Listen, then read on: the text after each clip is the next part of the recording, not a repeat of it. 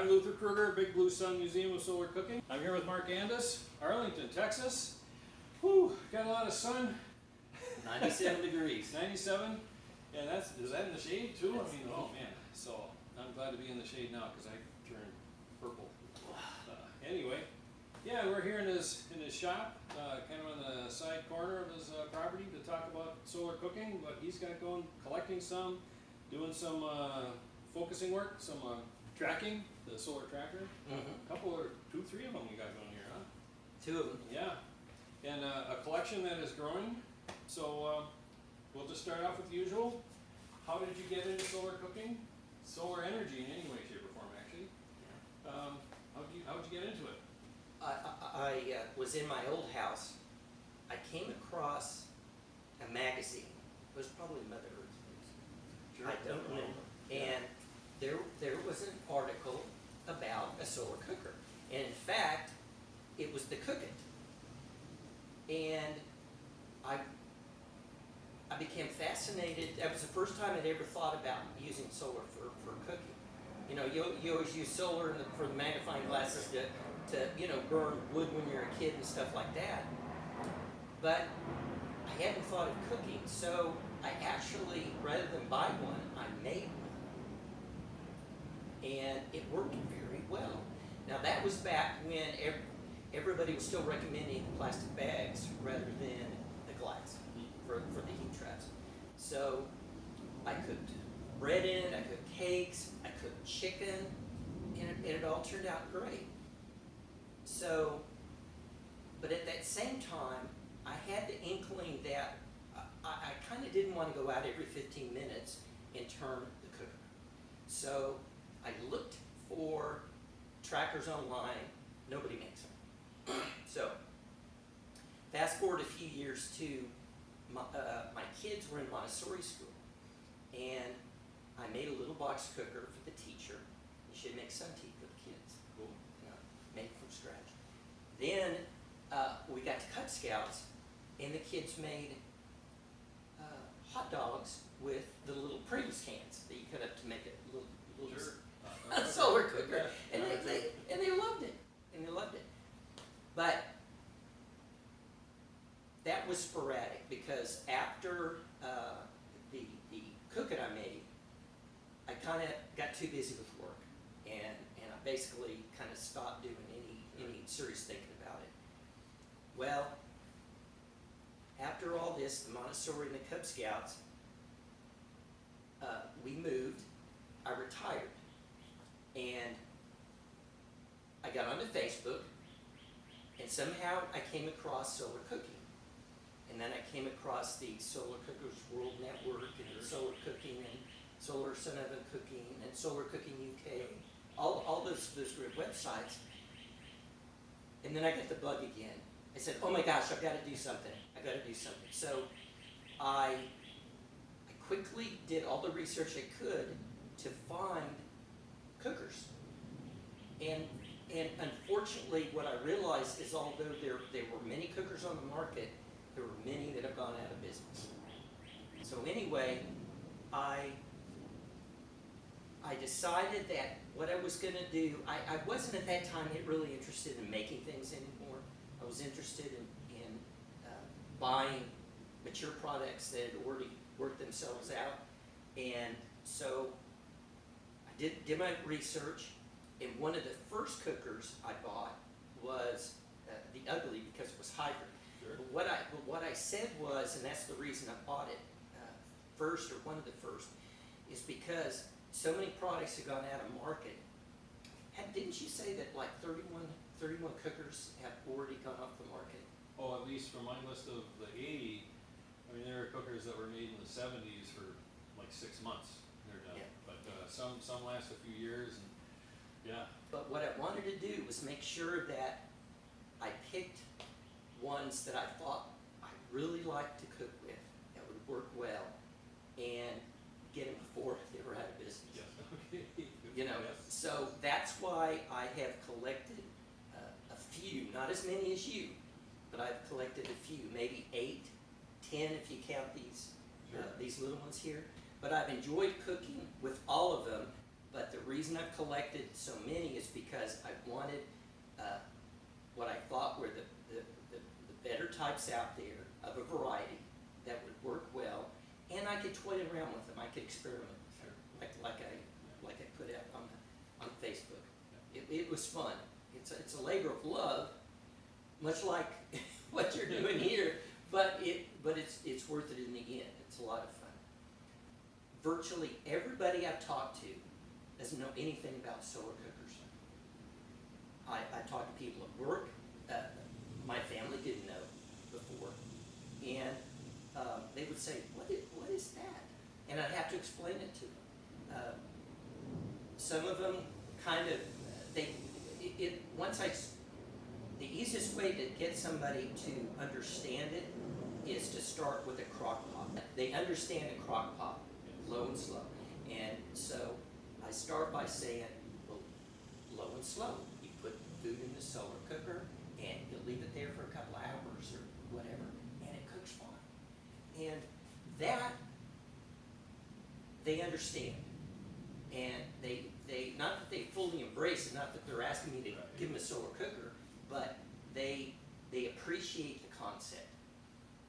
I hope that as solar becomes more prevalent, that everybody will get more interested. But I find that's one of the problems now with solar cooking is that they don't even understand that you can cook with solar. But anyway, that's getting back to my history. So after I started collecting some of these, I said to myself again, I want a solar solar tracker, because I didn't want to get out every 15 minutes. So on Facebook, I discovered Stan Wells. So I talked to Stan, I looked at his postings, and I believe it was he that led me to his directions on how to build a dual axis solar tracker on the web. And I said, I think I can do this. But I didn't start with dual axis. I started with a single axis solar tracker. So it doesn't tilt up and down, it just rotates. Okay? And honestly, it took me a while with my lack of experience to get a handle on it. But finally I did it. And that was the first one I built, the single axis. And then I said, oh, well, I'm so good at this. Of course, I can tackle the dual axis solar tracker. Big mistake. Not double Because- the quadruple. Oh, it is, because the rotational part is, once you get the hang of it, is not difficult. Yeah. In the wiring, once you've done it, you can easily do it again. It's just getting through that first time. But the dual axis, where on top of the rotation, you have to tilt, it has to tilt. Entirely different animal. So eventually, at the end of last summer, I almost finished it all. Of course, I worked on the the tilt first, because that was the most complicated part. So I'm almost there, but not quite. But I still hooked up the rotation, and I still got the rotation. And then, of course, since I've been working on that, I've collected one or two others, cookers. The last cooker I collected was the Sun Oven Society Sport oven. I luckily found that on eBay. Yes. And I said, I've got to have it. Now everything told me it was more, that's more like a true crock pot.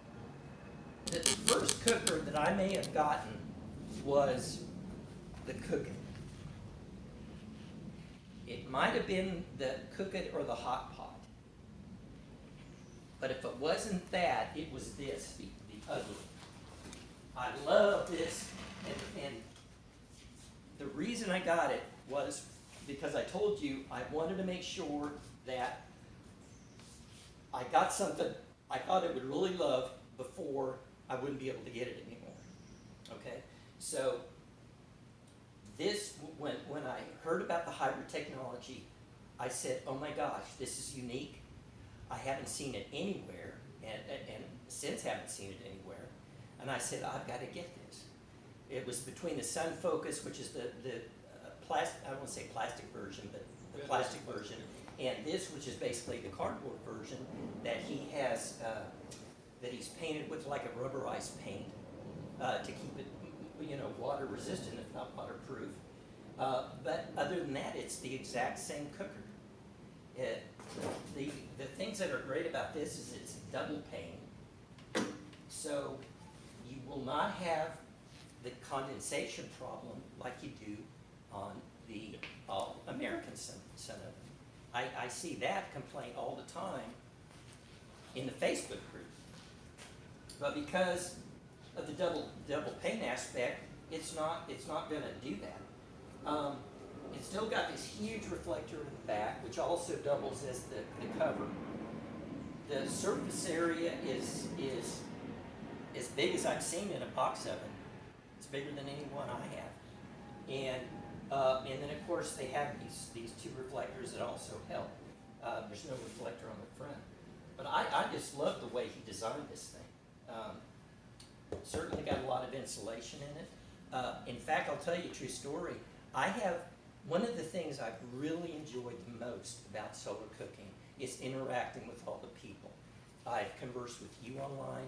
I've conversed with Dave Oxford online. Bernhard Mueller, I believe. Yeah. Dave Chalker is another one. I would talk to him about different aspects about thermometers, because he would bring up stuff online about, I use this wireless thermometer to monitor the cooking of the food, and then I would ask him about solar cookers in general. And he's the guy that told me that this design, he originally sold the Tulsi Yes. cooker, but there were issues with it, especially electrical issues that were not in code here in the U.S. So he went ahead and designed his own. And I just love talking to all these guys because they will give you honest answers about everything. Okay, and I hope this model goes on to be sold for a long time. Yes. I don't see a lot of people online that have it. I'd like to see more people with it, because I know that Kurt Newbeck's another one that I've talked to a lot online, and he has one, and he uses this all the time. So that was one of the first ones I got. Okay, so this was one of the first cookers I got. I think the Cook It was the second cooker, or it was either the first or second cooker I got. And I love this cooker because it's so simple. It's one piece, you just unfold it, you can angle this front panel for the sun. It was designed best for latitudes 30 to 35-ish. Sure. So it doesn't work as well at higher latitudes. But you can adjust this front panel up and down, you know, to maximize your sun. And as my reading suggests, that you actually get a lot of reflective sun from this front panel. So it's actually very important. It's light, it's cardboard. Now, obviously you don't want to use it in the rain, but it's very humid here in North Texas. And I haven't had a problem with the cardboard whatsoever. I'll use it either with the hot pot or the Haynes, usually. Okay? This is the hot pot that actually comes with the hot pot cooker. It's got a lid, you got your black metal bowl, and then you've got your heat sink, basically, glass. And it works very well. Comes like this, along with the pot. So to open it up, take out the sides, let the sides come out, and the bottom just kind of flops up. And I am sure this too was probably a moderate latitude design type thing, but this thing is indestructible. Yeah. it's not gonna go anywhere. And especially when you get the hot pot on it, it's definitely not going anywhere.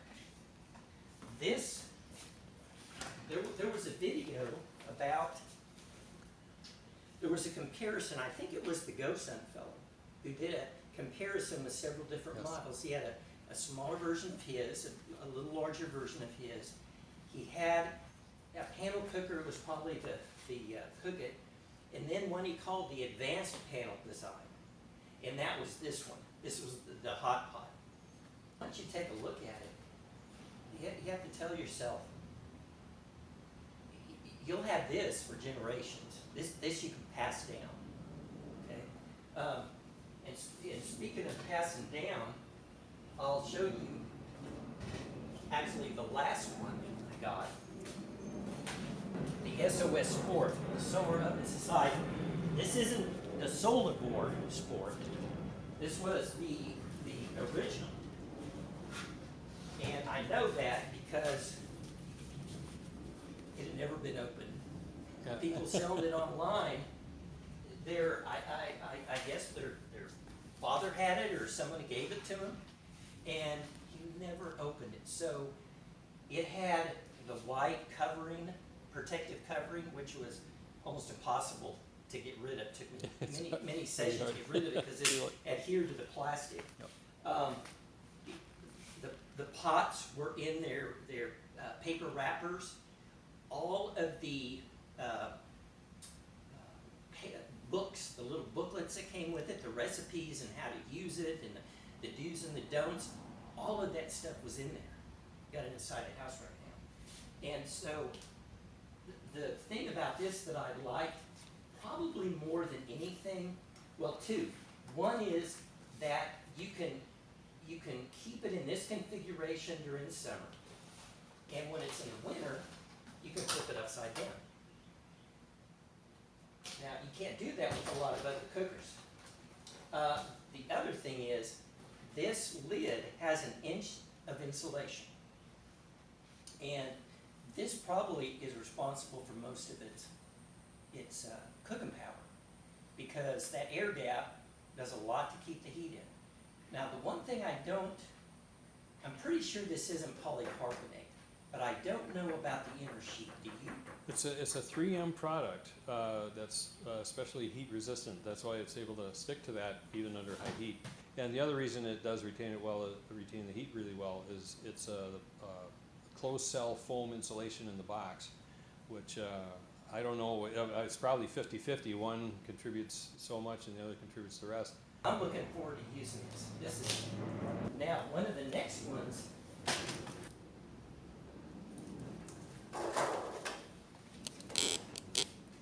is the Haynes 2. I know Haynes came out with a Haynes 1 model at some point in the past. But by the time I was in the market, for a cooker, the Haynes 2 was out. And I said, I gotta have this. This looks like something in space. This is like a satellite dish. And it was very simple to put up. And it came with a pot. That's really an advantage for all of these companies that sell them with pots. The Hot Pot did it. The Haynes does it. The Solibor, the Sport cooker came with 2 pots. Yes. Graniteware pots. And of course it comes with its own greenhouse sleeve. So you don't need to use a trivet. I replaced the plastic, they had a rubber plastic knob, and I replaced it with this because there was plastic that actually extended beyond the plug, and I thought, any more sun I can get in this is Sure. a good thing. So then you put the lid on this. I'm sure a lot of people already know this. Put the greenhouse cover, which is also made of polycarbonate, on here, so the wind doesn't affect it. It also has these 2 wings on the side, so that if it is windy, and honestly, the littlest wind will blow this, because it's done it a couple of times. I've had it Hasn't where ruined food, but- it'll like skitter on our deck Yeah. a little bit. So I've got a weight set back here, so I put 5 or 10 pound weights on each side, Sure. and that's it, it's Yep. done. Out camping, a couple of rocks or logs, and Now, most of the time, this is my go-to cooker because it's light, it's easy, I know it works. Recently, I've been making a lot of beer bread because it's very simple to make, it's quick to make, and it's bread. yes. I love it. I love the taste of it. Well, the box that I made the beer bread with said cook it in a 375 oven for 50 to 55 minutes. This cooked it in 45. Wow. Less time Sure. than the oven. Yeah. And that's God's truth. Yeah. So no one can tell me that many of these cookers don't cook slow. Right. This cooks fast. I've cooked several things in this, and I just couldn't be more pleased with the performance. What some people may not know is there are blue and red buttons that you can, or I should say snaps. You snap them on, you snap them on. You can configure this for the summer, which are the red buttons, or you can configure this for the winter, which places it a little bit lower to catch the lower sun, and those are the blue buttons. So you just unsnap the red and put in the blue. Like I said, I don't know how he could improve on this design myself. One time, I tried to boil water, and I think I posted this on Facebook, on the Solar Cookers Network, that I tried it with the green, this lid, and I tried it without. And it worked both ways. Sure. So the main, now, I understand if it's windy, I'm sure it will help with convection, losing convection heat. But the other thing that it does, and he says this himself online, is that it helps keep it in a circular shape, Yeah. or a parabolic shape. And that's really the main reason I do it. There's no reason not to. Yeah. It just takes 2 seconds to put on. The very last beer bread I made was in a cooker that honestly I never see people talk about or have.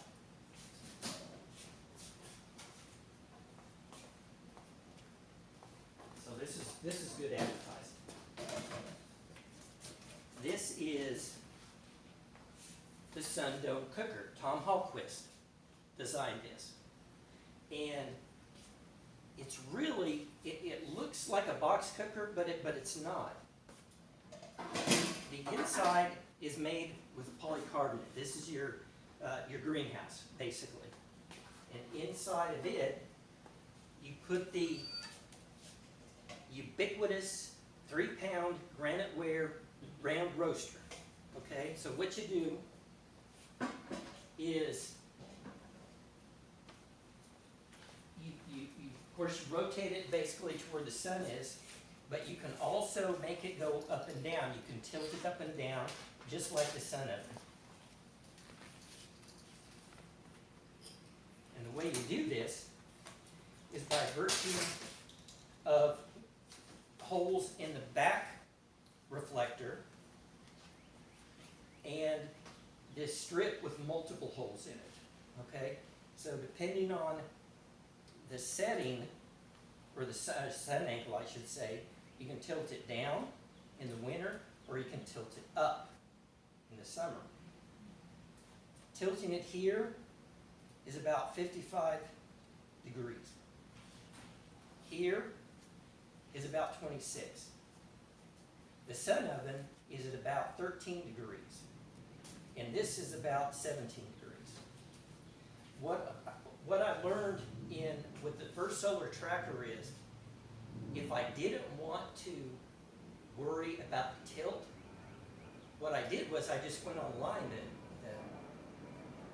The National Oceanic and Atmospheric Administration, NOAA, has an online site where you can plug in where you're at in your latitude, the time of day, and it'll tell you where the sun is in the sky this way. So I know that in June 21st in Dallas, it's at 10 degrees. or I should say 80 degrees in the side, Right. which means 10 degrees of tilt, okay? The bottom one on this is 7 degrees, then the next hole up is 17 degrees. I figured that out already. Sure. So if you don't want to mess with the tilt on either the sun oven or this oven, you just set it to where the maximum angle is in the sky, approximate, and then it's gonna get your maximum sun between that 10 and 3 time period. In fact, when I did my first experiment that I put online with those 5 cookers, I did not use the tilt mechanism on the sun oven because, like I said, between like 11 and 2, 10 and 3, that sun stays at 80 degrees or whatever the maximum degrees is during that day for several hours. So to me, it didn't seem to make a lot of difference to tediously try to tilt it up and down. But you can do it if you want to. He also, Tom, graciously sent along some insulation fabric that what he wants you to do is to put it under the sun oven to insulate the bottom. Then when you put the greenhouse over it, it attempts to retain as much heat as it can and not lose it to the bottom. Sure. Or through the bottom, I should say. This was the last, I used this to make the last beer bread I had. I made the mistake of putting this roaster into the, under the greenhouse, but I forgot to put the lid on. So I set it for 45 minutes because I was going to compare it to the last one. Well, I came out after 45 minutes. It was mush. It was still batter, basically. So I put the lid on it, and then I put it back under the greenhouse and set my alarm for 30 minutes. I come back in 30 minutes, and it's fully cooked. Sure. Okay? The sun was out all day. There wasn't a cloud in the sky. These things work. So for people, they can rest assured that no matter what they get, as long as the sun is out, you're going to get good cooking. And that's really the best thing. If people don't get good results, probably the first or second time, they may stop using it. They've got to have success. One of the first ovens that I got was the sun oven. Everybody knows about this. It seems like the 2 most ubiquitous cookers that people have or talk about are the sun oven and the sport oven. And I like this one just fine. It's got single glazing rather than double glazing like the ugly. It's narrower than the ugly, but it opens and closes just fine. It's got a sun tracker so you can set the tilt and the rotation to get it exactly perfect, which is great for beginners and even mediocre players like me, because I have a lot of trouble. I don't like to look at the sun for some reason. It makes me do this. It's a good policy to not. Well, and another thing I did, and of course it's got the temperature gauge in there, Yes. which comes with it. It also comes with, now this is a cool deal. He calls it the levelator, as I recall, and no matter how you tilt it up or down, your food is still going to stay level. That is a great thing. That is a great thing. The tilt mechanism is on the back. Most people know about that. Okay, I just said, I want more heat. So what I did was,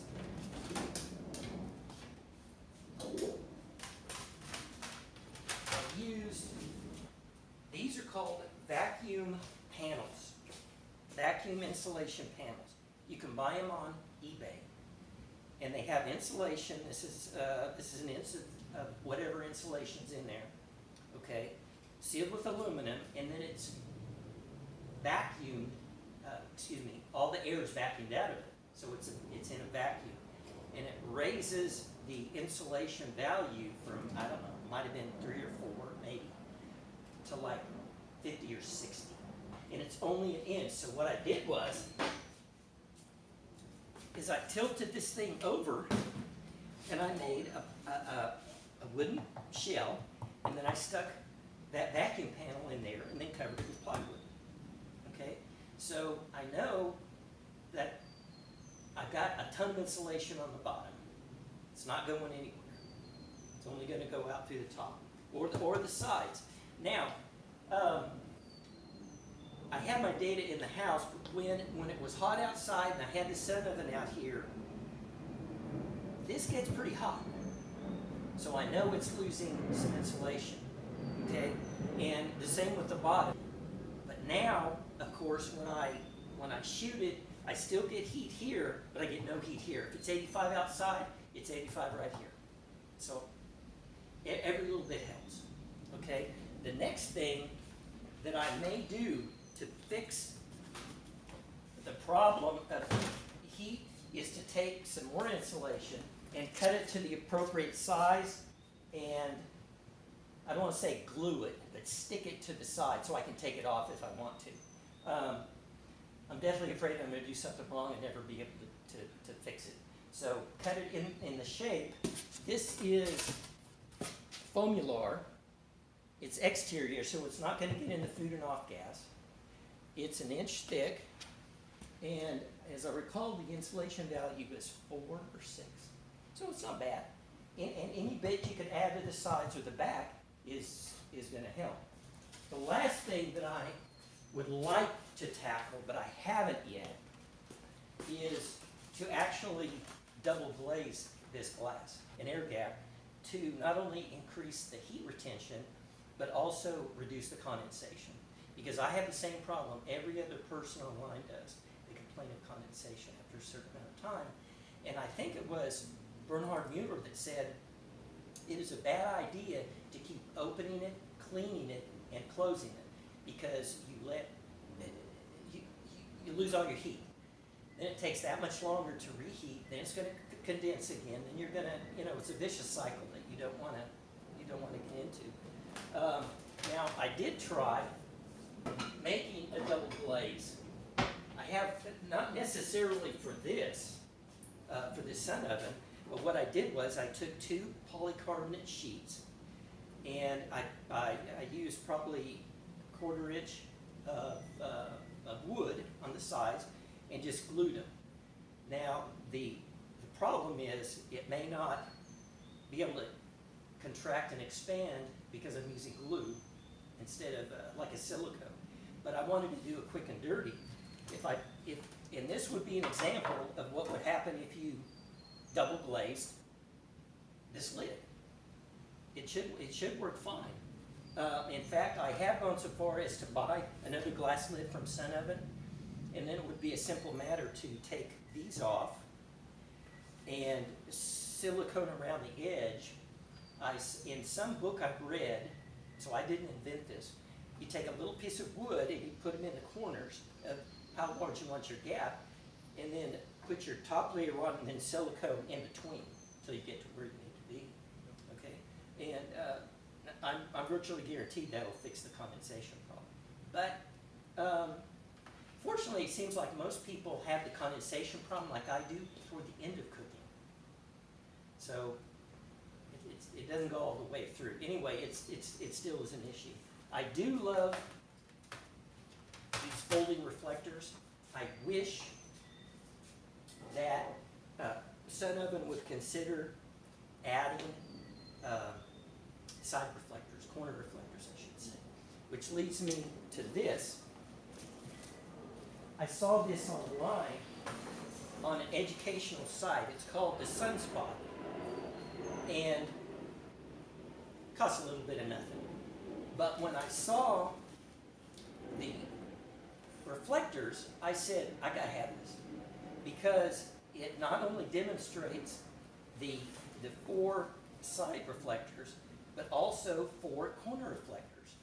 That actually, in this model, is just as easy as popping in and out. Okay? Now certainly if you had cardboard reflectors that you would have in your own homemade Sun Oven, you could do something like this. But Kurt Newbeck taught us in the video you did with him that when you put corner reflectors, he actually had pointy ones that would come out and then come up to a point on all sides. It tremendously increased the heat. And I mean, try that. Now, much like Stan's little bitty sun ovens that he made, his little quarter size, that he calls Easy Bake, that's about all you can cook in it. As Stan says, you could probably cook an egg in it if it's not double yolk. All right. I haven't tried this yet to cook anything. This, I just very recently got from another educational website. It's called Solar Cooking Science, Build a Parabolic Cooker. And if anybody is familiar with the shape of it, it looks like a parabolic. It's a double angle. And I just love this thing. You glue this side and this side together, and then you just interconnect all of these 7 or 8 sides, and then with the bungee cord that came included, you kind of bungee it together here and here to kind of keep it from falling apart. And this is, to me, it looks like exactly like a bravata, which is a great, and it's deep. It's a deep dish, so the heat's going to be right here. Now they actually give you a little bitty cup that you can stick in here and heat up some chocolate or something like that. This is for the kids' educational project. But I swear, if I had some of this stuff when I was a kid, I'd have been doing solar cooking a long, long time ago. I just love these things. That's why I keep purchasing these. More and more people are getting the simplicity, as we've seen on Facebook. In fact, you did an interview with a gentleman, I forget. He partnered up with Jim LaJoy for a while, and he makes his own solar cooker. Scott Rundle. And he raved about this. You're talking about his cooker, and he's talking about this cooker. Because this is just great, because a parabolic, anybody who knows solar knows that this is going to get the hottest the quickest, and this is going to be able to fry your eggs and bacon for you, okay? Whereas the sun dome probably isn't going to do that, but it's going to bake. It's going to do other things. It has its niche. This has its niche. It's hot and it's quick, but it's so darn easy to set up. It's so darn easy to turn and tilt. I just see no negatives with it. I'm not a bacon and eggs kind of guy, so I haven't really used it for that. But I have the pots for it, and I have the pans for it. And in fact, I built myself a Lazy Susan, and it's simply 2 pieces of round wood with the Lazy Susan mechanism in the middle. So if I have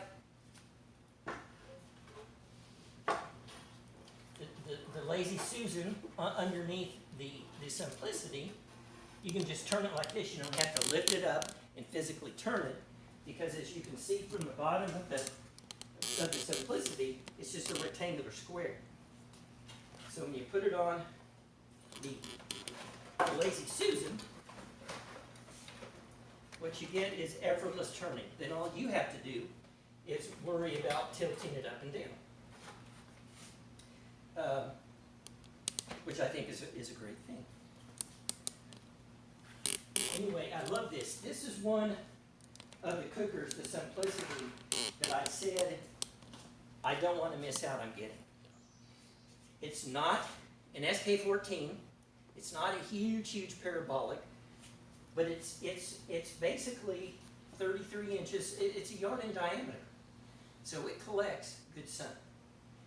And it's a deep dish parabolic, so all the heat is focused throughout the pot, and not just in one little bitty spot like the shallow parabolic dishes are. So it has more even cooking. And when you, I actually toyed with not putting it together for today, but just keeping it packed up, because literally, when it packs up inside of this rectangle. This high, that long, that wide, that's it. That is a thing of beauty. Well, actually, many of these, I can't break down. I can't break down the center of it. So it takes up space. And after you get a few of these, it takes up a lot of space. What have you? I think we've talked about all of them. The one thing we haven't talked about is the trackers. Yes. So what happened is, I didn't want to walk out every 15 minutes in the hot sun and change the orientation of my cookers. So, with Stan's help, and the directions he had online, I actually designed this. The design, the way it looks, if you notice, is based on it's called the Parker Solar Probe. NASA sent it on a mission to the sun. It's the closest thing that's gotten to the sun, and I mean, I still don't understand how it was able to get that close to the sun. I forget how many million miles away it was, but it was very, very, very close. So it got very hot. I still don't understand how it didn't burn up, but these guys are rocket scientists, so they figured out a way. Well, I said, you know what? I like that design. That is cool. So I started from scratch. I basically got the electronics from Stan. The motor, the soldering, the electronics, the solar panels, how to put them on. I got that. The design I basically put together with bubblegum and baling wire. But lo and behold, after I got the thing to working, it works like a dream. You put one hand in front of it, and it goes, and then you put your hand in front of the other one, and it goes back. And regardless of whether anybody knows anything about solar cooking, they love watching it. It is like danger, Will Robinson, danger, danger. You know, it's one of those things you see in Lost in Space. So the only thing that I have to do is tilt for maximal sun. So in the morning, I'll get out and I will see where the morning sun is, and then I'll tilt it up till I start to see sun here, and then drop it just a tad, and then it's good to go for the rest of the day. Even though it's not perfectly aligned at 12:30 for solar noon, I should say. It captured the sun just fine, and so all day long, it'll just go and go and go. And like Susie told you earlier, she said the first time she saw it, she was looking out the kitchen window, and she saw this thing going, and she was going, what is that thing? And she doesn't solar cook with me, but she loves to watch this thing. It is cool. The first iteration of this, I did not have this. It was just a flat platform. In fact, the very first picture of it I put on Facebook.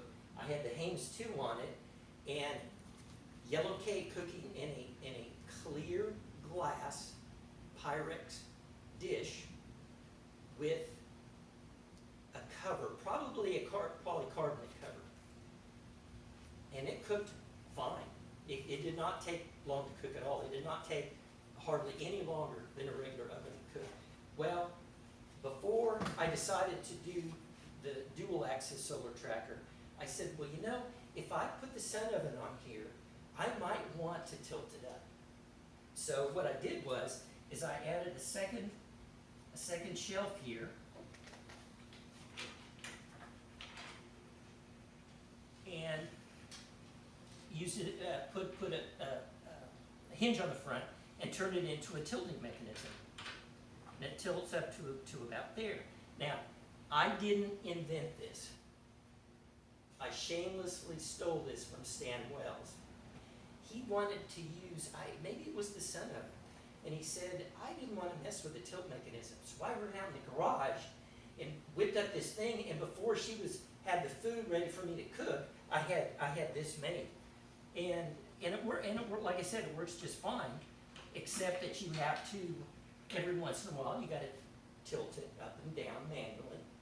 Because I'm retired, because I have time on my hands, because I thought it was so brilliant after I made this. I actually wanted to make it prettier after I finally got it put together, but it worked so well that I said, I'm not gonna mess with it. It's already a good thing. I can tell it's working because I've got this screw up here. And let me tell you, it's always spot on. It is amazing, absolutely amazing. So anyway, I got the big idea that I wanted to tackle the dual axis solar tracker. So I got back online, and I got back talking to Stan, and I got back talking to, reading his directions online, and I started working on the dual axis. Well, it's been a labor of love. One, because I'm not Stan, and number two, because, like I said, I don't know anything about electronics. And number three, I soon learned that the tilt mechanism, the motor and tilt mechanism, is much more complicated than just putting a motor and a wheel on the bottom and having it rotate. This rotates in a circle. The motor here rotates the screw, which raises up the shelf because it pushes, as it unscrews, it actually pushes this up, out, which makes the top go up. That is one difficulty. But the other difficulty, which presents its own set of difficulties, is the diodes. You have to have diodes, according to Stan, on the low end where it hits the base, and the high end, because you don't want it to go, you don't want it to go too low and keep turning and burn out the motor when it hits the low end, and you don't want it to run out of the screw when it gets past the top end. I thought it was close. Hopefully it's just a couple of wires that came loose and I can put it back. That, I think, is all of the crazy stuff that I've gotten into. I really hope to have this done at least before the end of the summer. Well, I can't think of any other questions. I think we've covered it all. Covered everything I was expecting and more. So, so thank you. Thank you very much. Thank you for coming out here. Okay. Enjoyed it. Thanks.